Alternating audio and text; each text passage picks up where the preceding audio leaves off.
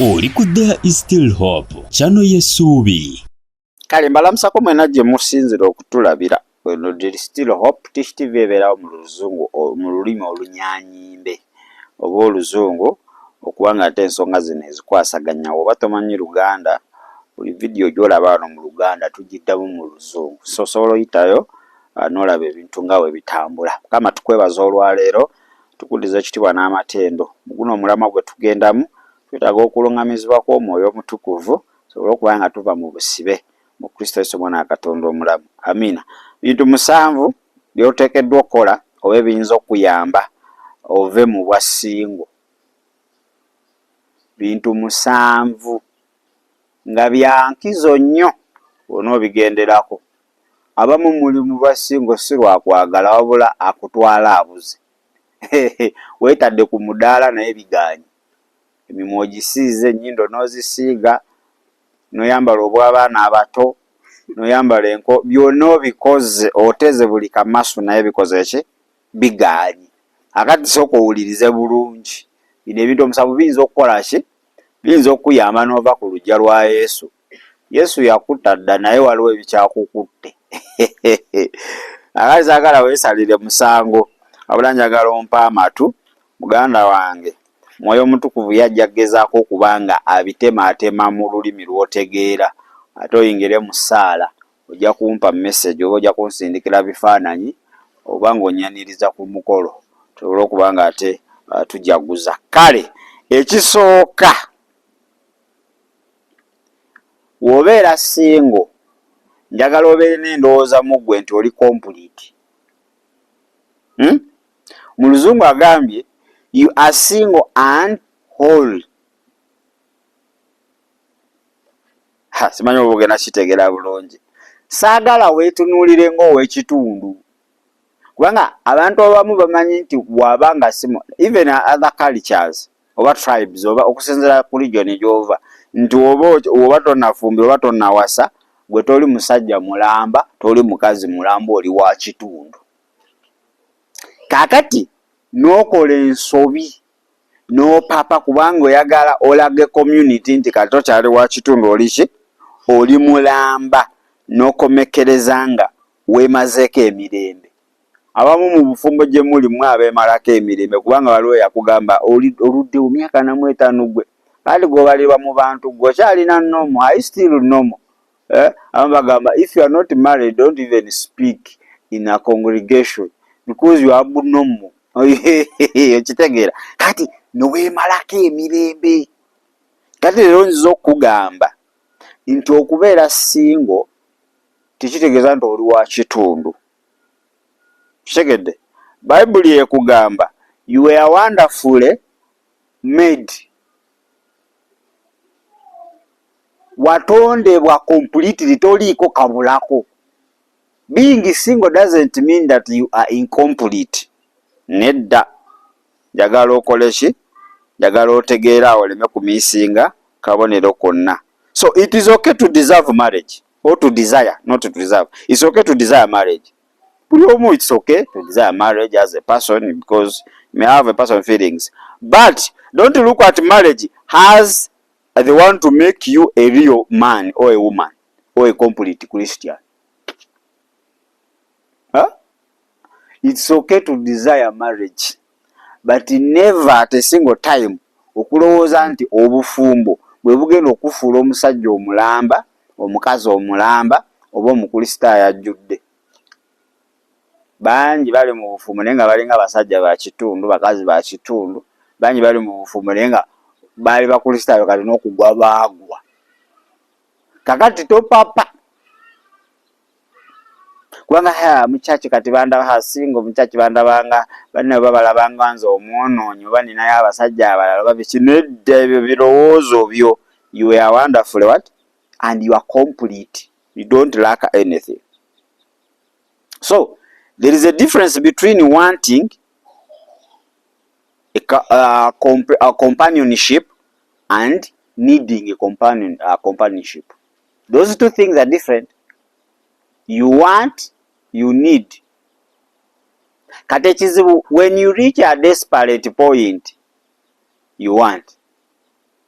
But in actual sense, you need. A need is different from a want. A want could be to fulfill your desires. You want to make people okay. You want to become okay. Because there's something missing. You want to get a man. You want to get a wife. So that you are okay. But you don't need a wife. You just want somebody. Psalms 139 verse 14. You were wonderfully what? Made. Being single, togeza n'ofuna endowooza nti oli half a man, half a woman, half a Christian. Ekyo onookiteeka mu birowoozo, ojja kulindirira Mukama, ate ojja funa omuntu omutuufu, ate ojja kulekeraawo okwesalira omusango, ate ojja kulekeraawo oluusi okutunulira eddogo nti lyerikusibye. Yinza okuba nga ebiseera bya Katonda tebinakola ki? Tebinatuuka, oba nga naawe olina wolina ottereeza. Ekyokubiri, okubeera obwannamunigina oba okuba nga toli mufumbo, tokkirizanga kikufuge. Mu Luzungu, your loneliness or your singleness shouldn't or does not rule you. Abamu mutuuka stage oba single ne bukufuga. You are ruled. Nobanga owuli oyagala buvaamu butandisa okukufuga. Nogezaako kwonoona otomera. Nogezaako kwoli n'otomera. You have been broken hearted. This year started. This is now April. 10 times. Within 4 months, kati otandisa okukkiriza ebiyenje, ebiwuka, ebikere, byonna okuyingira mu nnyumba. Why? You are desperate. Obwasingo tebulina kufuga. Gw'olina okola ki? Gw'olina obufuga. Be yourself. Or you can be yourself without becoming consumed by what? Bitterness, anxiety, emotional changes, and so on. Be yourself. Don't be moved by emotions. Don't allow anxiety to overtake you. Meaning, in simple terms, tokkiriza obwasinga okufuga. Kubanga bunakufuga bulina needs zaabwo obwasinga. Ogenda komekereza nga okoze mistakes mpitirivu. Gwoba olina obufuga, olaba bwagala kyamuka obugamba gundi. Ebigambo by'abantu biyitiridde naye munnange kakkana. Naye obwasinga bunakufuga bugenda kugula amatu owulirize community, abantu bye bagamba byonna owulirize, weeteeke ku pressure otomere. Kale, Abafilipi 4:6 paka ku 7, don't be anxious for anything, but through supplication, prayer, let your request be known unto the Lord, not to the people. Let your singleness be known unto the Lord. If your singleness is known to human beings, you are going to make an error, and they are going to make you have a wrong choice. Number three, just know that there is grace for your self-control and purity. As a single person, gwakyali mu bwasingo, oba wazaalako oba tozaalangako, oba ng'oli mu bwasingo, olina okubeera ne kituyita self-control, ate olina okubeera pure. Ekyo ekisawo ekiri. Okitegedde? Kakati abamu batuuka ne baluuzinga. Manyi tulina enjogera gye batuferanga mu kyalo, mati olina okukyusa oyiro. Hambu omala ebbanga nga tozontowadde oba togenze mu sexy, bw'ogenda tuuka ekiseera, ate nabano abasawo abasinga bakolera sitaani. Bwe amazzi nga gali ku mugongo mangi, olina ogenda lwala, bannaaye bayinza okuleetera science ne SST ne bakuconfusinga bati. Okumekereza ng'okoze mistake, okoze masturbation. Ze kubuulidde. Kakati your singleness ng'onoobuvaamu mangu. Number 1, olina okubeera ne self-control. Okitegedde? Tolina amala gakyamuka. Oli ne wajja n'ekisumuzo ng'akiwuuba ati. Tokyamuka n'ogamba, ono we Muganda muvuno obwasingo ngenda fiiramu. onokola ne self control. Self control tolina gula bugoye bumpi osikirize omuntu gw'osikiriza olwa mini kitegeeza waliyo 100 abazambala ajja kukulekawo. Okitegedde? Togendera ku puresha y'abanno b'otambula nabo oba b'oli nabo kubanga bo bakola we bati bafune abasajja mangu naawe n'okikola. Ate olina okubeera pure. The moment as a single person weeyonoonesa manya ogenda kubeera mu bwasingo oba ogenda kutomera. So olina okuba nga oli pure nga teweeyonoonesezza. Abapoliisi ekisooka 7-8 paka ku 9 atugamba awo okubeera pure. So you must have ability to practice boundaries, self-control and obedience to God, not driven by passion. Olina okubeera n'obusobozi ng'oteekawo ekkugiro. Waliwo ebimu by'olina okugira mu bulamu bwo okuyingira. Mansani ayinza okulaga bingi kakati olisinga olina okukola kino. Ebyo byonna okkiriza n'ebiyingira mu bulamu bwo obwasinga oyinza obulemeramu.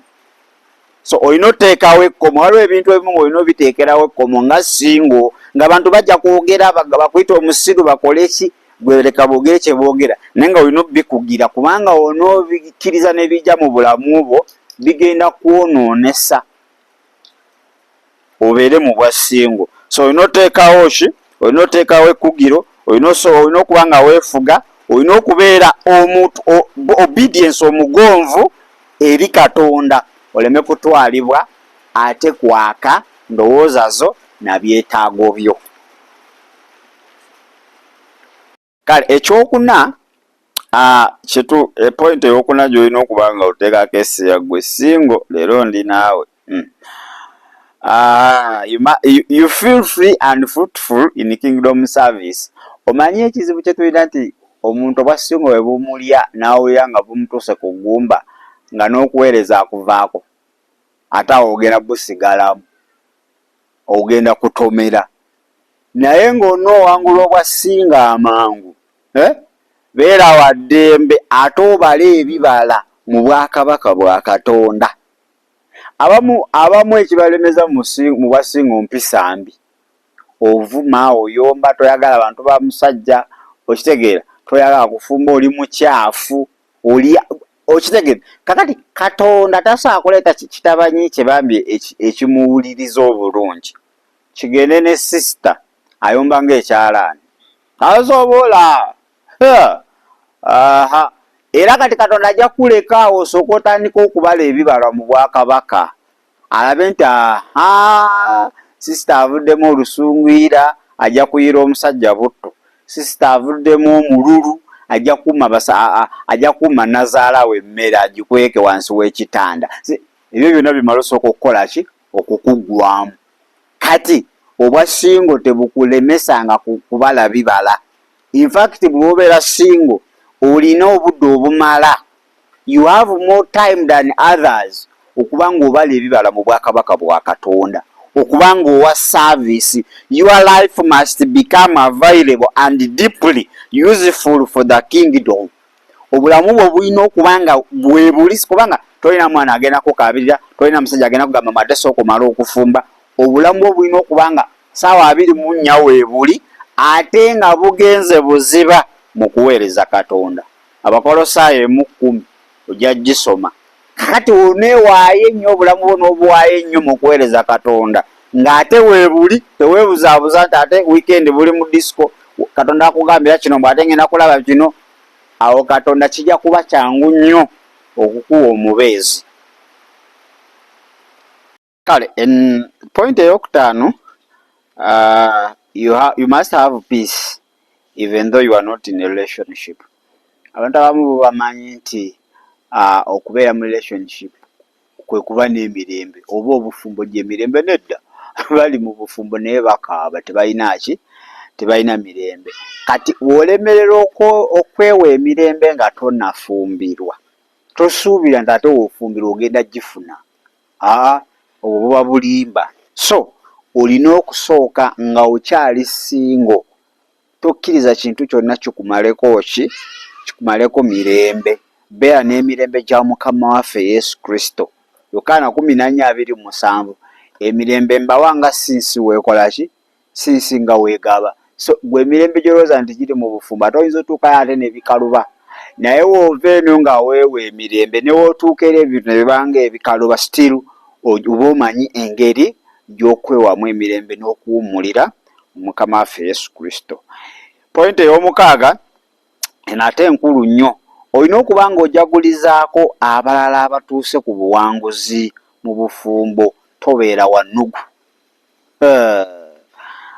Nze ntera olaba ku bantu abamu nga waba ne mukwano gwe n'akola embaga agenda ayombese Katonda ngaye mukama toli feya, oyo gundi nze yamusooka mu kyaki, nze abadde asinga n'okwetaaga ennyo, nze abadde asiiba wano mu bisiibo ye nga tabirinako, afuna ati omusajja n'ansooka n'amera akaki akasajja ng'ennaku zino.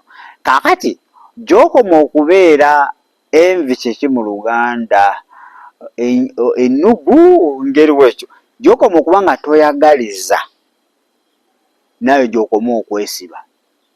Kati kino nkigamba singo, tonyiigiranga oyo atuuse ku buwanguzi. Celebrate other people's marriages, even other people's marriages without envy. Toteekako feesi y'Ekibabilooni n'olimba wano kungulu naye ng'ate munda tokola ki? Munda oli kuwulira busungu, munda obaagaliza bafa accident nga bagenda kwana emmundu. Ebyo bye biri mu mutima gwo. Kati olina okola kiki? Rejoice with those who are rejoicing. Abo basanyuse sanyuka nabo, nga okimanyi mu mutima nti Katonda akibakoledde. God is good. Katonda abadde mulungi ku sayidi yaabwe, era Katonda asigadde mulungi ku sayidi ki? Ku sayidi yo wadde gw'osigadde ku lujja. Naye togamba ine mukama toli feya, mukama n'otandika ebyo oba weesiba ow'Oluganda. Kale Abaluumi 12 n'olunyi lujja kubeera lwa 15. Lugamba tujagulizenga nabo abakola ki? Abajaguza. Naye kinaasembayo, your singleness must produce fruits, a whole fruit, not constant chaos. Wali abamu nga yeekyawa olw'okuba abuliddwa omuwala ogw'okuwasa, abuliddwa omusajja, bamumenyemenya omutima, nga ye buli waalaba abateesa ku bufumbo, buli waalaba abali abaagalana, buli waalaba abali mu courtship, ye bamuyita katabuzi. Ajja n'abyonoona, ajja n'aweena ebigambo akakawala ako kaveeko naawe gwe waakakalaba. Nze oyo mbadde naye wano ku kyaki emyaka 8, abavubuka bakuuse sisita. Oyo mute okitegeera noba sisita nolwakubanga boya temukwatakanyi nolaba sisita munogamba ekyo kibulaza. Buuza nze oyo bulaza sikaati zaano zonna yazikola ki? Yazibikula. Your singleness should not cause chaos. Your singleness should produce the fruit. And which fruit are we talking about? The fruit of the spirit. Okitegedde? Abaluumi 12:14 nja kuba nga osomayo, n'Abafiripi 3:15. So bino byoteekeddwa okukola nga singo oba onoova mangu ku lujja lwa Yesu. Byebyo n'okuba nga obala ebibala eby'obwakatonda, si kubala bibala bya sitaani kwonoona wali relationship, gw'otambuza olugambo, gw'omanya abakibe bannange. Ekyo tekigenda kubanga kikuyamba sisita oba bulaaza. Kale Kristo muwa obulamu bwo, naye ekisookera ddala, kubanga onoofuna omusajja nga toli mu Kristo, sitaani agenda kuwa ekipuli eky'50,000 osooka ogulube nakyo okakkane nga kikutwaziza eruzira. Kyentegeeza nga divorce zifuuse divorce. Gamba Yesu, nkwebaza olw'obulamu bwange bukuwa, era omulokozera mukama waabwo, saasire bitatambudde bulungi, naze n'omusaayi gw'ontukuze mu Kristo Yesu omwana wa Katonda omulamu. Amiina era amiina ddala. Bannaffe abali ku mukutu ogwa TikTok ne Facebook, tubadde tubagamba ebintu genda okuyamba okuva mangu ku lujja lwa Kristo oba okuva mangu mu bwasingo abamu bafunamu ne titles mweyagalidde mu bwasingo naye bino ebintu musanvu bijja kuyamba ekisooka you are single and whole nti beera nga wekkiririzaamu nti toli wa kitundu okubeera single tekitegeeza nti tojjudde okubeera single kitegeeza nti ojjudde manye ensi erina endaba yantete oba tonaba kuwasa gwe toyogana mu lukiiko lwa Chicago oli musajja wa kitundu ebyo byansi naye Bayibuli etugamba eta mu kitabo kyaki kya Zabbuli 139:14 nti we are wonderfully made. So towetunuulira nti n'opapa n'okola ki n'okola ensobi. Ekyokubiri akyolina okumanya nti obwasingo tebukufuga. Wali abamu mufugiddwa obwasingo mutuusa okwesalirawo mutuusa okukola choices ezammwe kubanga mwagala musanyusa abantu. Obwasingo obukufuze kati otandise ogenda mu mabaala nti osuubira gy'ogenda obbasanga otandise okwambala mini otandise okwetega naawe kakati bukufuze bugenda kutuusa kuki ku kitali kirungi. Tokkiriza bwasingo kufuga gwalina okukola ki gwalina okuba nga ate obufuga. Rule yourself. Don't allow yourself to be consumed by anxious. Kale ojja kusoma Abafilipi 4:6 ekyokusatu ojina okubeera ne self control and purity. Bw'okuba mangu ku luggya lwa Kristo weefuge oteefuga ogenda tomera kuba ojjala abanno nga babanona mulimu zinyo ogambe naye nze nabaaki okitegedde ogende weeyonoonese eyo gy'ogenda ofunira ebitali bya Bwakatonda. Kale Abakoliiso ekisooka 7:8-9 Bayibuli etugamba nti tulina okubeera n'obusobozi mu bulamu bwo ng'olina ekkomo boundaries. Tolina kuba ng'oyingiza ebikere eminya buli kimu lwakuba olaba emyaka gikuyitako nedda n'okuba n'ekkomo ate olina okubeera nga weefuga olina okubeera omuwulizo oba omugonvu eri Katonda tovugibwa ndowooza zo. Ekyokuna tolina okumanya you feel free and fruitful in the kingdom service. Olina okubeera nga owulira eddembe ate nga oli wa mugaso obala mu bwakabaka bwa Katonda. Tobeeraawo obwasingo ne bukumalako amaanyi ogamba kakati mpeereza nabiki akiseetulira waka nga mpeereza Yesu ngaŋŋaanidde ku luggya abajja be bagenda n'olekera okubanga you are fruitful in the kingdom service. Olina okubeera nga olaga olina okubeera available and deeply useful for the kingdom. Okitegedde ng'okyali singo olemererwa okukozesa obudde bwo Katonda wonna wakwagalira n'owennyika mu Kristo wonna ofumbirwa togenda bikola nze akubuulira bijja kuba bizibu nnyo. Ekyokuna oba ekyokutaano you must have peace even though you are not in the relationship. Abamu awali ekyawandiikibwa kiri Colossians 1:10 ekyokubeera productive in kingdom service. Ekyokutaano olina okubeera n'emirembe wadde toli mu relationship. Relationship si yegaba emirembe sooka weewe emirembe. Okitegedde wonaaba ng'olemereddwa okwewa emirembe n'onoofumbira omusajja afaanana atya era bijja kutabukako. Yokaana 14:27. Ekyomukaaga kyolina okumanya nti tolina kubeera wannugu. Abafunye achievement olina osanyukirako banna abafumbiddwa abawasizza si kuddawo kubakolimira kungulu oseka mu ndogama singa tebizaala singa biki olina okusanyukira n'abo abakola ki abasanyuka ng'okimanyi nti Mukama abadde mulungi mu lugendo lwabwe era naawe Mukama asigadde mulungi wadde tonabakola ki tonabakuva ku luggya. Abalumi 12:15 n'ekisembayo your singleness should produce fruit and not constant chaos. Obwasingo obwo bulina okuba nga bwa mirembe si kukyankalanya banno ng'olaba bagenda okwewasa n'otwala olugambo n'okyankalanya olaba bali mu meeting n'otwala olugambo n'okola buli kimu ekyavulugu kubanga gwokoze eki kubanga gwe tofunye tolina kutwala kugwe kosalewo nti at least okufiirwa nnyo noona ebijja kuba ate tebikola ki tebikuyamba. Abaebbulaniya 12:14 n'Abafilipi 3:15 kale ebyo byebintu 7 onoobitambulirako ojja kuva ku luggya naye onoobeera n'ennugu ojja kusigala ku luggya. Njibaagaliza olunaku olungi kanetoolemuko katono ndowooza sobola okuba nga neeyongerayo. Shalom. Weebale kulaba There is Still Hope. Okumanya ebisingawo tukubire ku 0752 34 14 47 oba ku 0761 08 83 15. osobola n'otufuna ku email eya tshitv74@gmail.com. eno ye There is Still Hope, channel y'essuubi.